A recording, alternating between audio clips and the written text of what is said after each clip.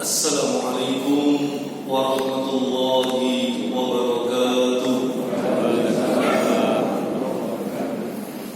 Alhamdulillahi wa kafa.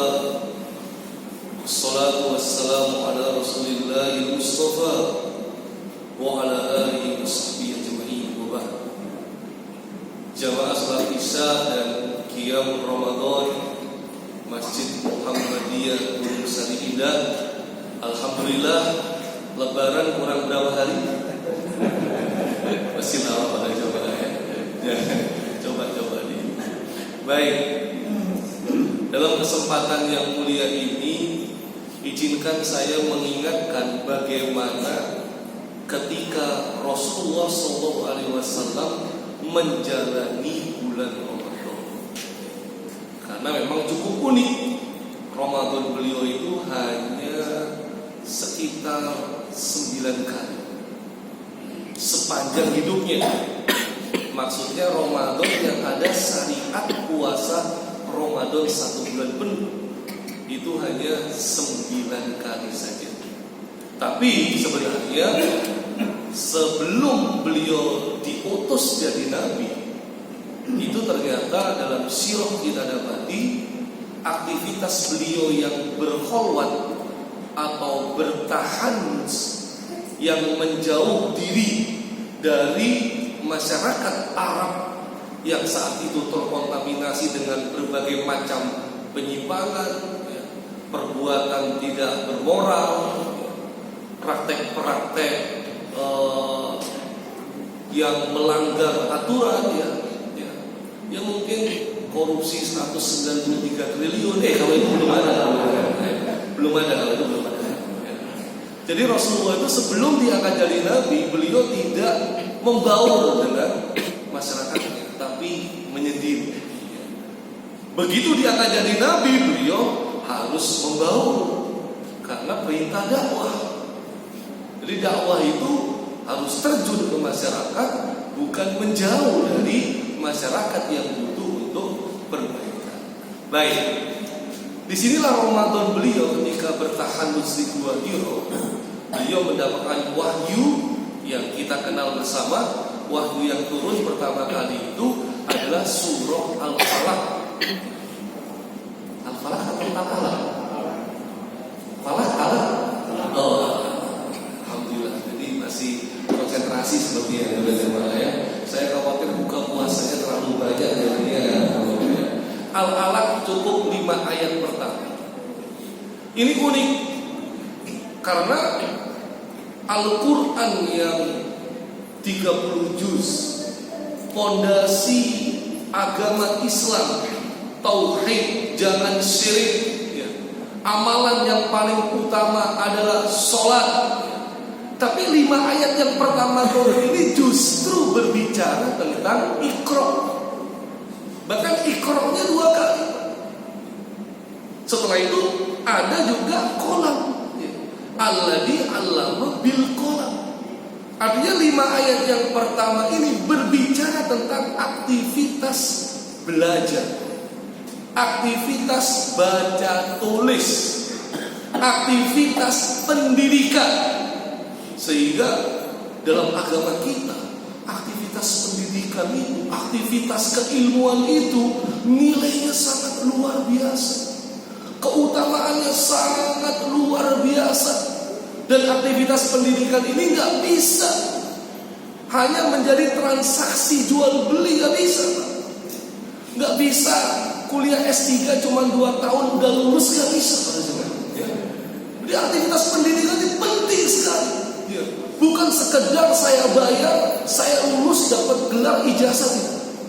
Maka dalam Islam aktivitas pendidikan sangat dimuliakan. Para jamaah jangan lupa hadiri kajian-kajian yang sudah diumumkan tadi di Masjid Muhammadiyah Gunung Sari, karena disitulah keberkahan akan datang insyaallah.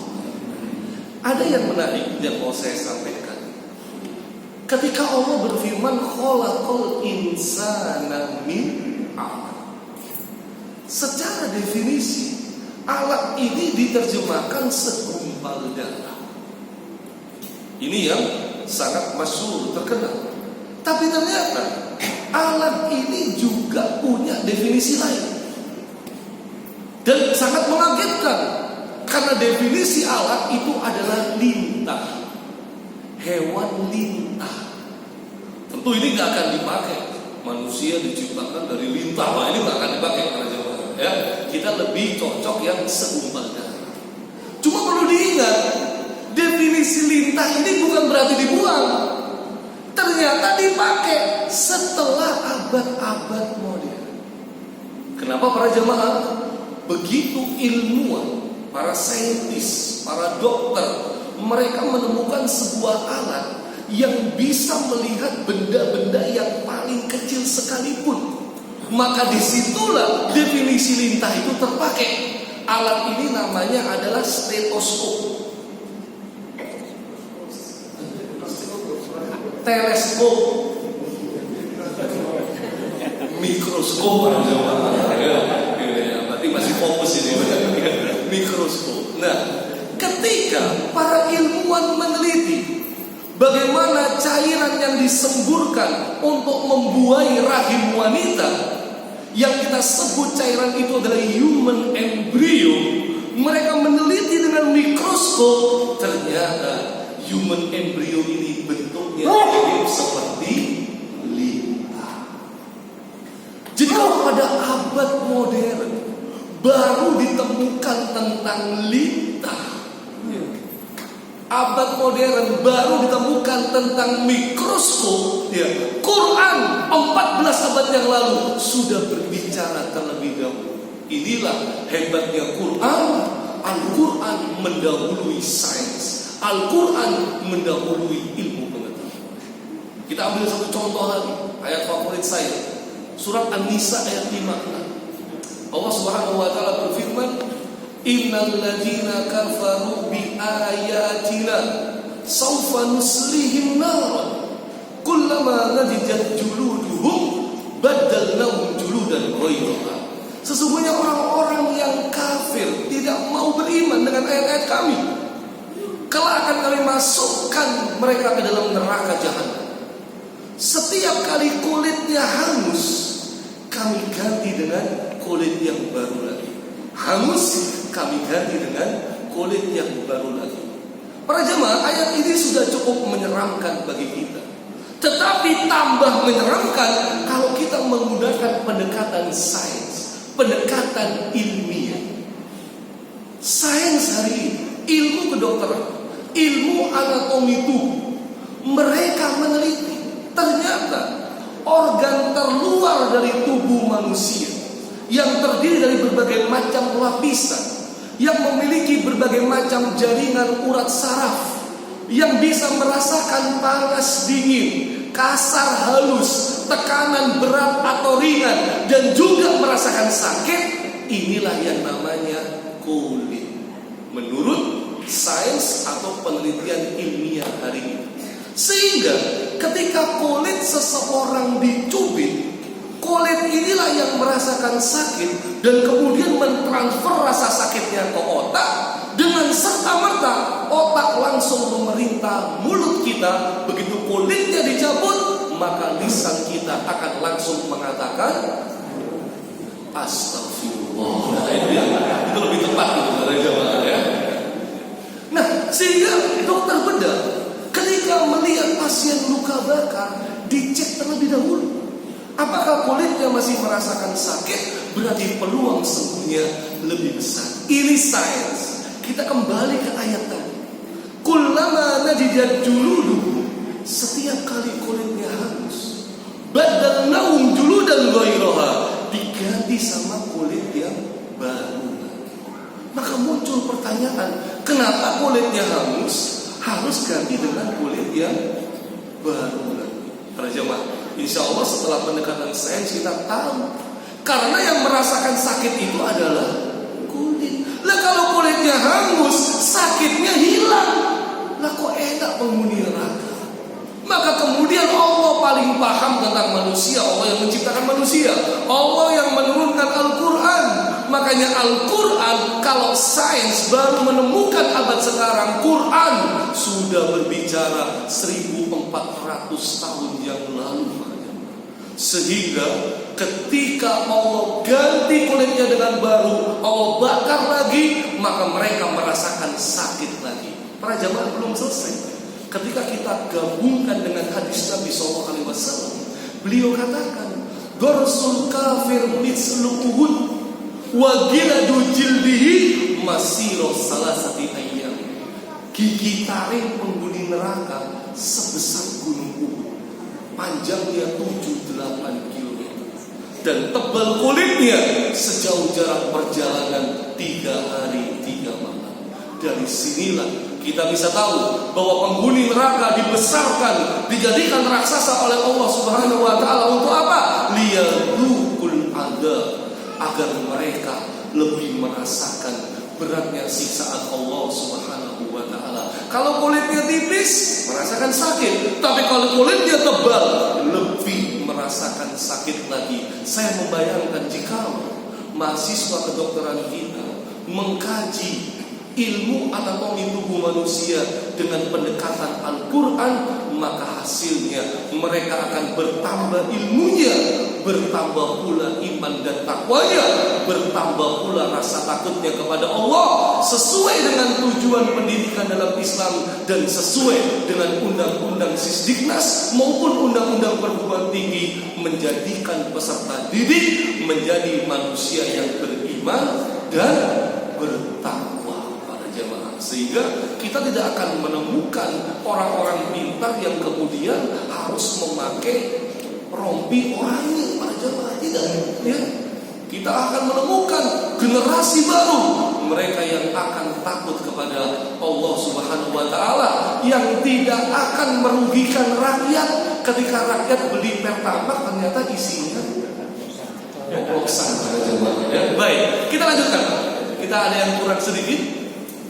Ternyata Ramadan pertama Rasulullah SAW, ketika puasa Ramadan disyariatkan pada tahun kedua Hijriah, itulah syariat puasa Ramadan sebulan penuh, tahun kedua Hijriah.